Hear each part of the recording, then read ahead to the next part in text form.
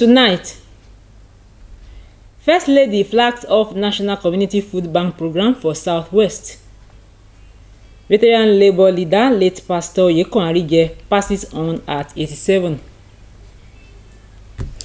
A very good evening to you, and you are welcome on the news tonight. Many thanks for joining us. I am Toyin Batire. The national campaign against child malnutrition has been extended to the Southwest geopolitical zone with the flag off of the National Community Food Bank Program by Nigeria's First Lady Oluremi Tinubu in Shagamu, Ogun State.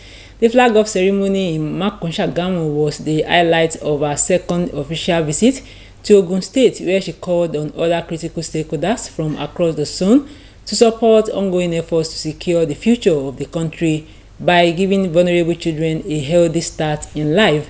During the visit, the First Lady also inaugurated the 10-unit President Muhammadu Buhari estate at Koba Pe along Abeokuta-Shagamu Expressway, as well as Gateway Medical Center for Excellence projects undertaken by the state government.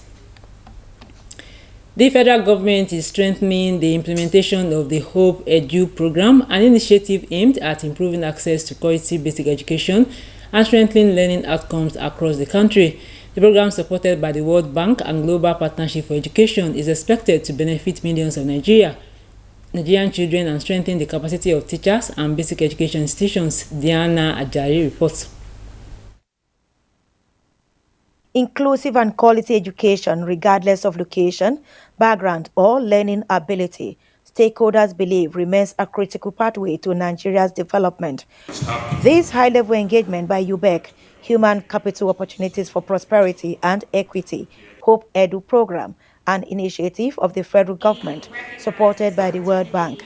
Program manager Aisha Abdul noted is aimed at strengthening foundational learning through improved systems. We are targeting 10,000 non-formal learning centers, and we are targeting 65,000 public primary schools. The target is for every child to have ratio 1-to-1, literacy and numeracy. With the theme, Strengthening Foundations, Implementing the Structured Pedagogy Package, Executive Secretary, Universal Basic Education Commission, UBEC, Aisha Garuba, represented by the Director of UBEC North Central, Edward Abalaka, emphasized that beyond the training session, the 4-day workshop serves as a defining moment. From teacher training to transparent book supply chains, and by November 15, 2026, your states, I repeat, your states must demonstrate readiness.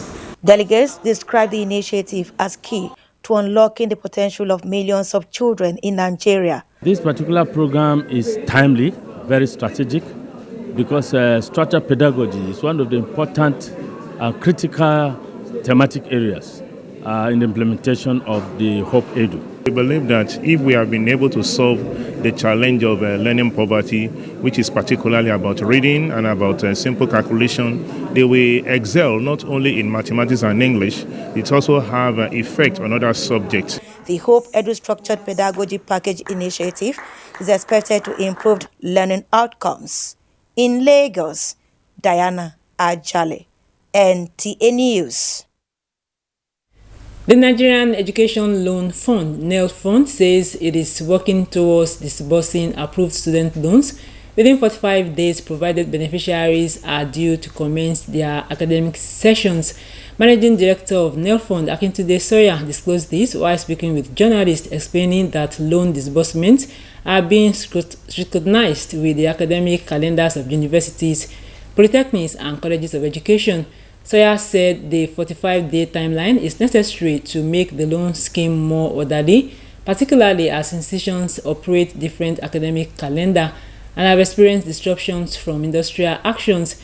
He explained that students should not assume that approval of their applications automatically means immediate payment, stressing that NEL Fund only disburses when the funding is required for an ongoing or imminent academic session. The Independent National Electoral Commission (INEC) has predicted that the number of registered voters in Nigeria will exceed 100 million ahead of the 2027 general elections.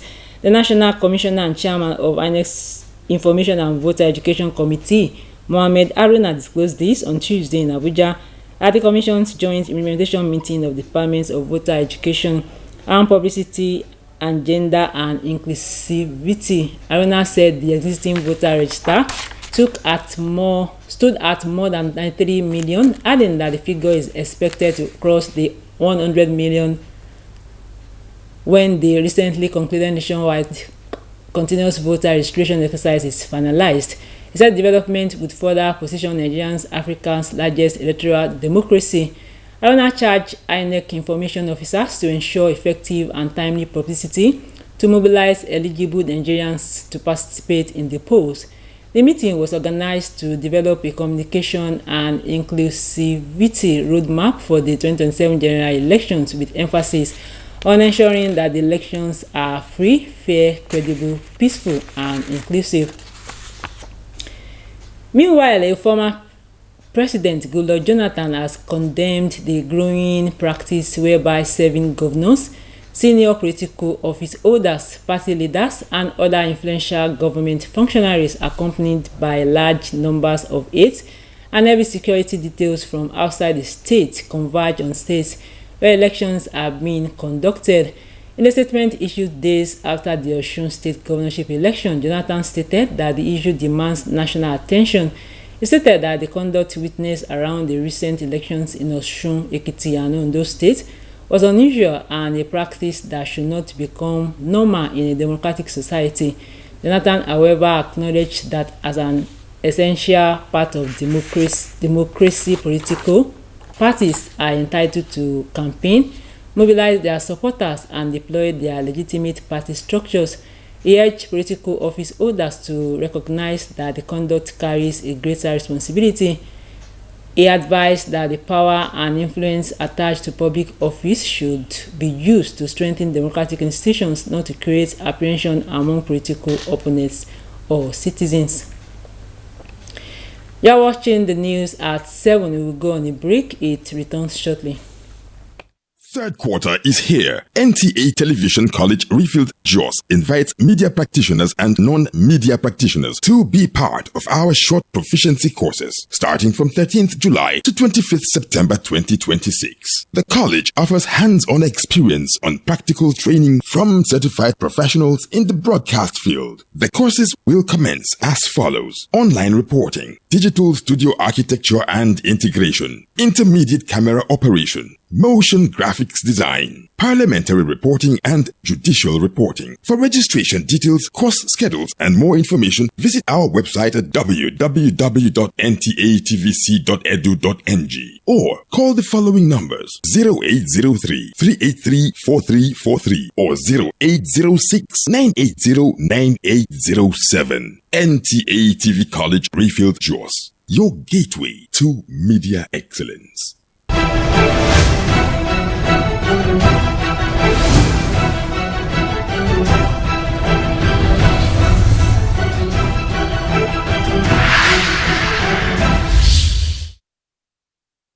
You can also watch the news on these social media handles: Facebook at Nta Akure, YouTube at Nta Akure.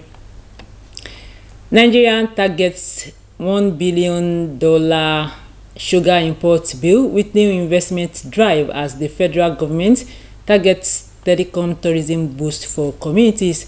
Details of these on Business News with Champion Adesula.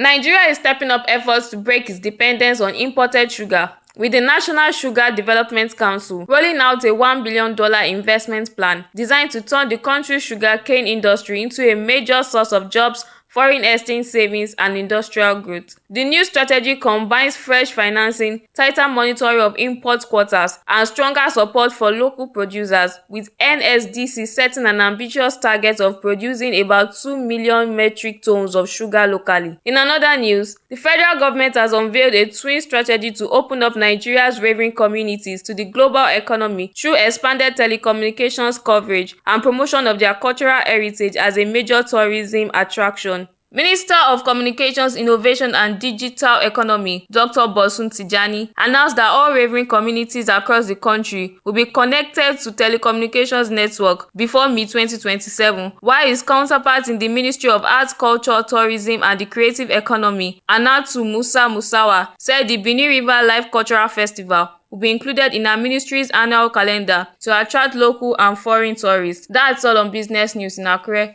Champion Adetula, NTA News. And next on the lineup is sports update with Olumide Eguntola as guide.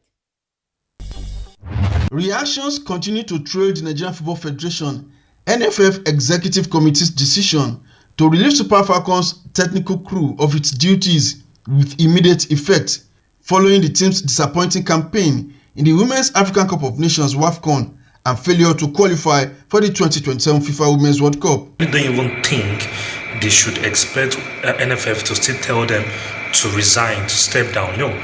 Sacking the technical committee is not the way forward. The issue is an administrative problem.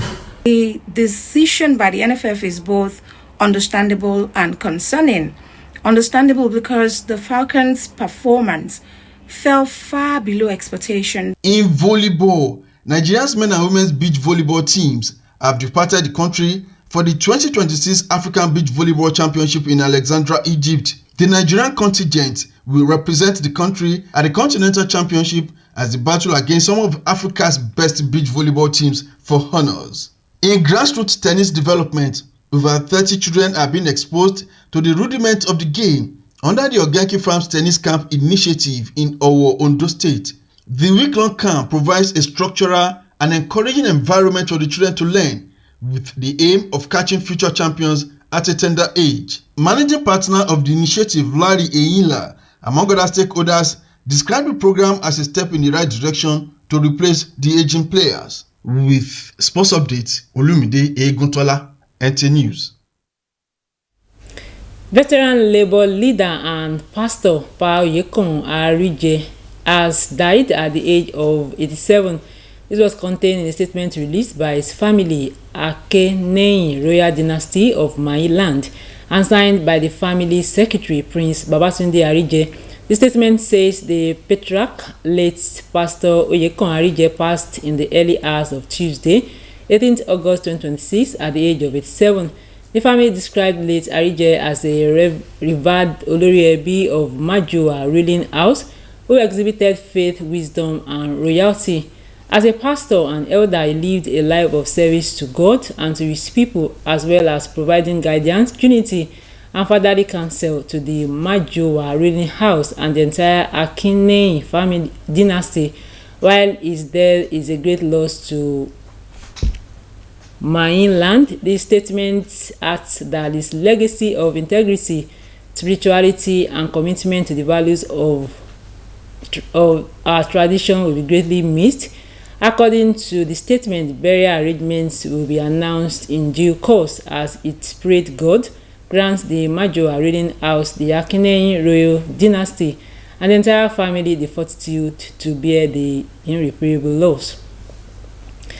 And that's all we can take on the news tonight. We thank you for watching. Good evening.